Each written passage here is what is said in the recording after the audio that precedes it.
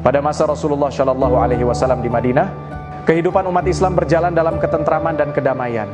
Umat Muslim menjalankan ajaran Islam dengan penuh kepatuhan dan ketaatan. Di kota ini terdapat seorang pemuda yang bekerja sebagai tukang gali kubur.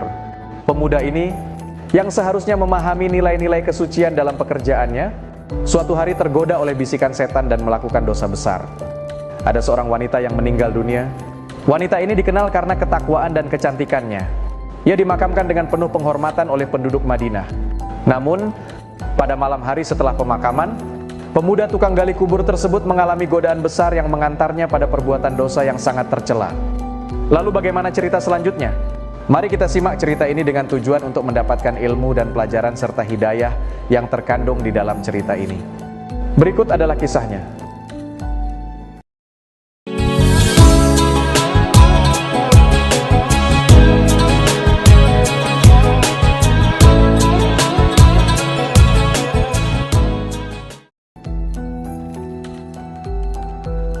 Assalamualaikum warahmatullahi wabarakatuh.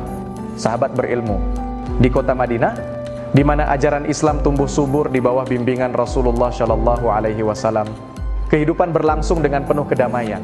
Setiap hari, umat Islam belajar dan mengamalkan nilai-nilai Islam yang mengajarkan kebaikan, kebersihan hati, dan ketundukan kepada Allah Subhanahu Wa Taala. Di tengah kota yang damai ini, hiduplah seorang pemuda yang bekerja sebagai tukang gali kubur. Pemuda ini memiliki tugas yang berat, tetapi penuh tanggung jawab, karena ia harus menangani jenazah umat Islam dengan hormat dan penuh penghargaan. Namun, pada suatu hari, seorang wanita yang dikenal dengan keimanan dan kecantikannya meninggal dunia. Ia adalah seorang wanita syalihah dari keluarga terpandang yang dikenal karena kesetiaan dan kebaikannya. Pemakamannya berlangsung dengan khidmat. Dihadiri oleh keluarga dan kerabatnya yang berduka, jenazahnya dimakamkan sesuai syariat Islam, dengan doa-doa yang dipanjatkan untuk ketenangan jiwanya.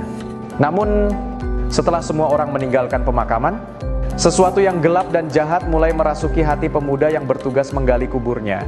Diceritakan bahwa pada suatu malam dengan suasana tenang di Madinah, hanya diterangi oleh sinar rembulan yang temaram di sebuah sudut kota. Pemuda itu sedang merenung di bawah naungan langit malam. Di dalam renungan pemuda tersebut, setan menggoda pemuda itu dengan bisikan tentang kecantikan dari wanita itu semasa hidupnya. Meskipun ia tahu bahwa tindakan yang terlintas di pikirannya adalah dosa besar, nafsu yang kelam dan tidak terkendali mulai menguasai dirinya. Pada malam itu, di bawah cahaya bulan yang pucat, pemuda itu digerakkan oleh dorongan yang tidak suci, hasrat yang sudah tidak terbendung.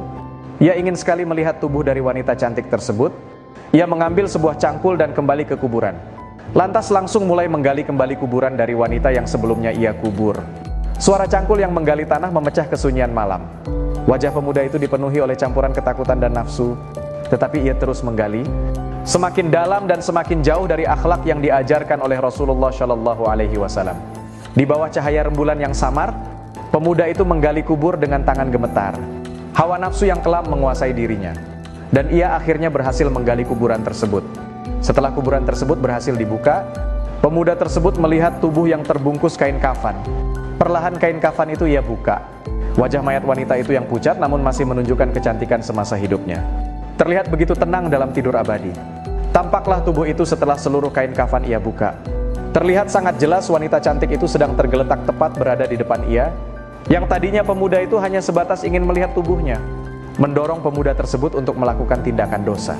Di bawah pengaruh nafsu dan godaan setan, ia menzinahi mayat wanita ansyar tersebut. Angin malam yang dingin berhembus kencang, seakan alam sendiri turut menyaksikan dosa besar yang sedang terjadi.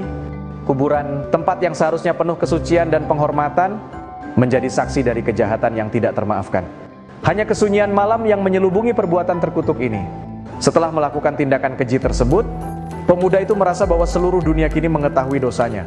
Hatinya bergetar penuh ketakutan dan penyesalan. Rasa bersalah yang begitu besar mulai merasuki pikirannya, dan ia merasa bahwa Allah Subhanahu wa Ta'ala yang Maha Mengetahui melihat semua yang telah ia lakukan. Pemuda itu segera menyadari betapa besar dosa yang telah ia lakukan. Ia merasa bahwa hidupnya tak lagi berarti, dan bahwa dosa tersebut akan membawanya ke neraka. Hatinya diliputi oleh rasa bersalah yang mendalam, dan ia merasakan ketakutan akan azab Allah Subhanahu wa Ta'ala. Beberapa langkah saat pemuda itu hendak pergi meninggalkan kuburan itu, tiba-tiba mayat itu bangkit dan berkata, "Sungguh celaka engkau wahai pemuda. Apakah engkau tidak malu kepada Tuhan yang kelak membalasmu di hari kiamat?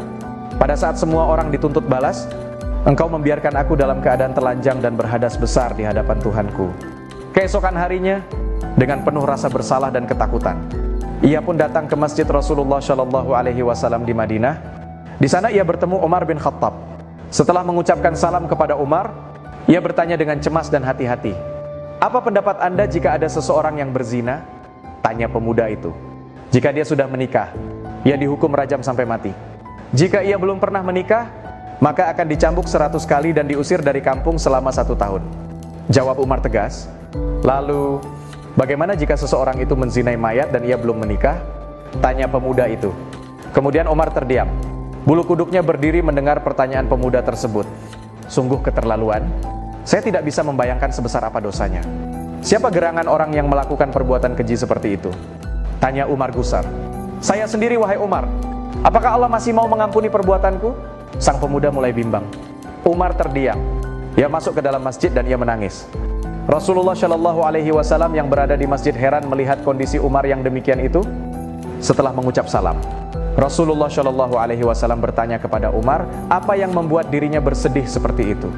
"Di luar saya menjumpai seorang pemuda yang membuat bulu kuduk saya berdiri dan ia ingin bertobat dari dosanya." Jawab Umar.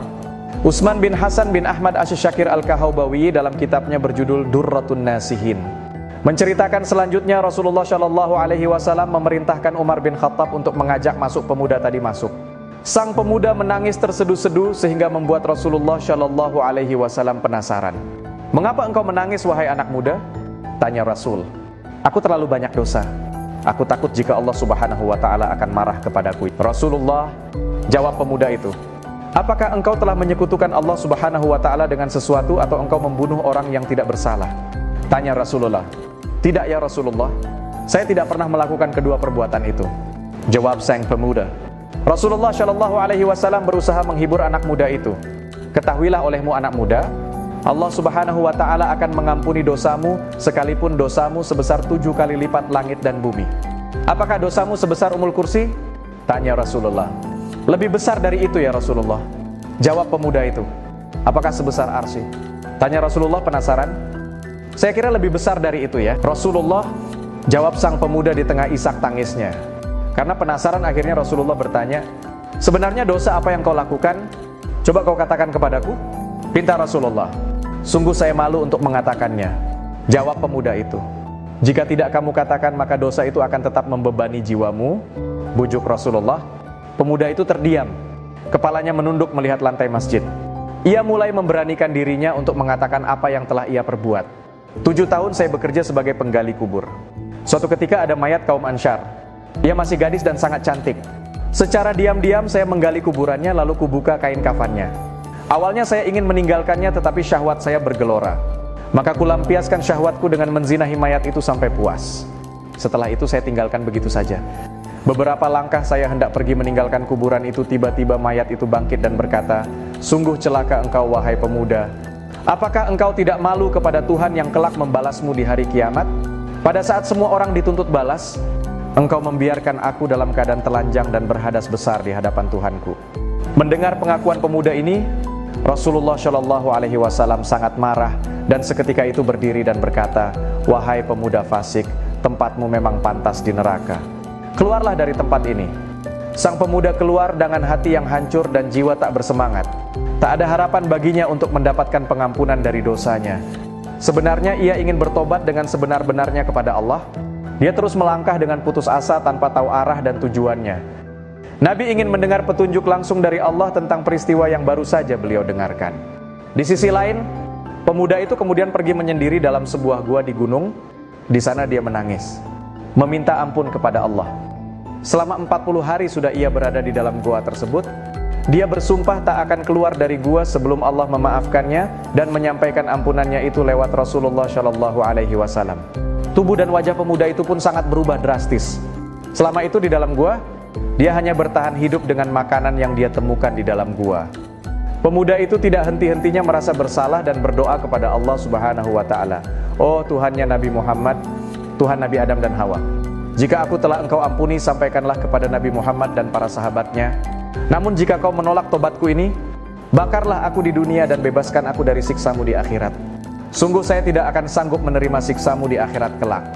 Bersamaan dengan itu Allah Subhanahu wa taala mengutus malaikat Jibril untuk menemui Rasulullah Shallallahu alaihi wasallam. Wahai Rasulullah, Allah Subhanahu wa taala menyampaikan salam kepadamu, dan Allah Subhanahu wa taala bertanya, apakah engkau yang menciptakan makhluk? Tanya malaikat Jibril. Allah Subhanahu wa taala yang menciptakan diriku dan semua makhluk, jawab Rasulullah. Apakah engkau yang memberikan rezeki kepada mereka? Tanya Jibril. Tidak, hanya Allah Subhanahu wa ta'ala yang mampu memberikan rezeki kepada makhluknya, jawab Rasulullah. Apakah engkau yang menerima tobat mereka, atau engkau yang menghukum mereka atas dosa-dosa mereka? Tanya malaikat Jibril. Maha suci Allah yang maha memberi pengampunan, jawab Rasulullah. Wahai Rasulullah, Allah Subhanahu wa ta'ala berfirman, maafkanlah hambaku, karena aku telah mengampuninya, kata malaikat Jibril. Setelah Rasulullah mendengarkan perintah Allah Subhanahu wa ta'ala, selanjutnya Rasulullah Shallallahu alaihi wasallam memanggil pemuda tersebut dan memberitahukan bahwa Allah Subhanahu wa ta'ala telah mengampuni dosanya dan menerima taubatnya. Tak lama kemudian pemuda ini meninggal dunia. Pemuda itu menjadi contoh nyata bagi banyak orang tentang betapa pentingnya taubat dan betapa besar rahmat Allah Subhanahu wa ta'ala bagi mereka yang sungguh-sungguh bertaubat. Rasulullah Shallallahu alaihi wasallam menggunakan kisah pemuda ini sebagai pelajaran bagi para sahabat dan umat Islam, mengingatkan mereka tentang pentingnya menjaga diri dari dosa dan selalu memohon ampunan kepada Allah Subhanahu wa ta'ala. Wallahu a'lam bishawab. Demikian sahabat berilmu yang dirahmati Allah Subhanahu wa ta'ala. Kisah ini mengajarkan kita bahwa dosa, betapapun besarnya, masih bisa diampuni oleh Allah Subhanahu wa ta'ala jika diiringi dengan taubat yang sungguh-sungguh. Rasulullah Shallallahu alaihi wasallam selalu mengajarkan kasih sayang dan pengampunan, tetapi juga mengingatkan kita akan pentingnya menjaga diri dari godaan setan. Mohon maaf bila mana terdapat kesalahan dalam penyampaian cerita yang kami bagikan. Suatu kesalahan datangnya dari kami, dan suatu kebenaran datangnya hanya dari Allah Subhanahu wa ta'ala. Tolong jangan meninggalkan video kami tanpa subscribe, dan bila mana video ini bermanfaat silahkan dibagikan. Karena sebaik-baiknya manusia adalah manusia yang bermanfaat untuk manusia lainnya. Wabillahi taufiq wal hidayah. Wassalamualaikum warahmatullahi wabarakatuh.